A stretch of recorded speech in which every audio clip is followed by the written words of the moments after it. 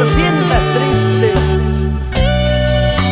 y no sepas si llorar o sufrir, encienda la música, levante el volumen y ponte a bailar con la voz sentimental del Chimaicha.